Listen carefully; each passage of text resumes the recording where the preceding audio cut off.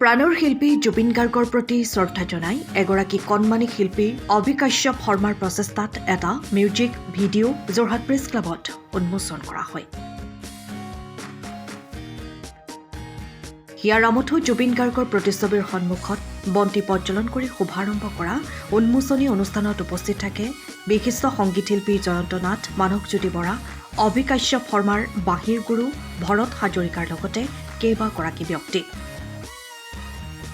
SM star এণ্টাৰটেইনমেণ্টৰ বেনাৰত নিবেদিত বাঁহীবাদক অবিকাশ্যপ শৰ্মাৰ বাঁহীৰ সুৰত নিৰ্মাণ কৰা জীৱন তুমি জুবিন তুমি শীৰ্ষক মিউজিক ভিডিঅ'টো সংগীত ব্যৱস্থাপনা কৰিছে দীপকেশ বৰগোহাঁই, সংগীত ঋতুপ হাজৰিকা, প্ৰডাকশ্যন এক্সিকিউটিভ নয়নমণি বৰুৱা, চিত্ৰগ্ৰহণ আকাশ শইকীয়া, সম্পাদনা মৃণাল শইকীয়া, মিক্স মাষ্টাৰ প্ৰাঞ্জল প্ৰদীপ ভৰালীয়ে।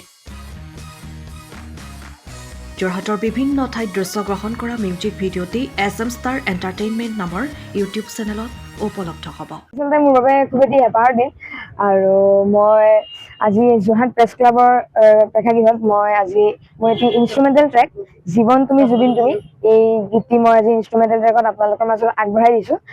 আৰু এই গীতটি আচলতে মই বহুত দিনৰ পৰা ভাবি আছিলোঁ যে মই এটি ইনষ্ট্ৰুমেণ্টেল ট্ৰেক আপোনালোকৰ মাজলৈ আগবঢ়াম আৰু আজি সেই শুভক্ষণটিত মই উপস্থিত হৈছোঁ। SM ষ্টাৰ এণ্টাৰটেইনমেণ্টৰ প্ৰডাকশ্যনৰ সহযোগত জীৱন তুমি জুবিন তুমি এই গীতটি আমাৰ জুবিন দাৰ জন্মদিনৰ দিনা তেখেতলৈ শ্ৰদ্ধাঞ্জলি জ্ঞাপন কৰি তেখেতলোকে এই গীতটি ৰিলিজ কৰিছিল।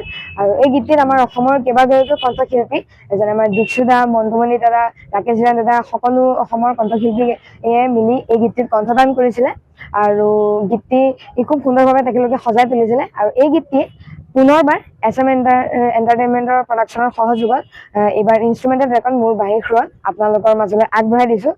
আৰু আপোনালোকে যেনেদৰে মোক প্ৰতিটো সময়তে প্ৰতিটো পদক্ষেপতে মোক মৰমৰ ৰখা যায়, মই ভাবোঁ যে মই আশা ৰাখিছোঁ যে আপোনালোকে এই পদক্ষেপটোতো মোৰ মৰমৰ আশীৰ্বাদ জনাব আৰু এই যিটো প্ৰজেক্ট কৰিছোঁ মই সেই প্ৰজেক্টটো যাতে আপোনালোকে আগবঢ়াই নিয়ে তাৰে কামনা কৰিছোঁ। আৰু গীতটি যদি আপোনালোকে শুনি ভাল পায় তেনেহ'লে মৰমৰ আশীৰ্বাদ কৰিব আৰু মোক আশীৰ্বাদ কৰিব যাতে মই এনেদৰে আৰু ভাল ভাল কাম কৰি যাব পাৰোঁ।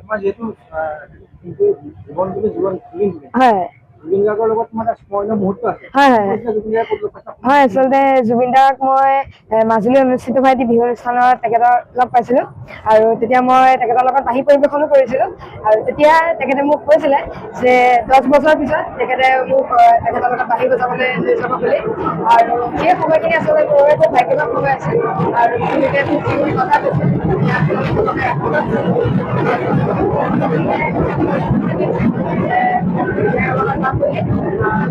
সেই প্ৰতিশ্ৰুতিটো মোৰ আচলতে পূৰণ হ'ল।